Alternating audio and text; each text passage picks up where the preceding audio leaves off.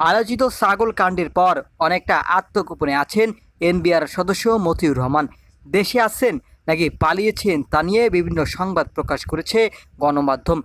সোমবার সংবাদ মাধ্যমে প্রকাশ হয় মাথা ন্যাড়া করে দেশ ছেড়েছেন মতিউর রহমান। এমন সংবাদ প্রকাশের পর খোঁজ পাওয়া যায় মতিউরের। মঙ্গলবার গণমাধ্যমে প্রকাশিত এক সংবাদে বলা হয় দেশেই আছেন মতিউর, তিনি মাথা ন্যাড়া করেননি, দেশ থেকে পালিয়েও যাননি। প্রতিবেদনে বলা হয় সোমবার অভ্যন্তরীণ সম্পদ বিভাগে তিনি যোগদান করেছেন, তবে তিনি অসুস্থ থাকায় বাহক মারফত চিঠি দিয়ে তিনি যোগদান করেছেন।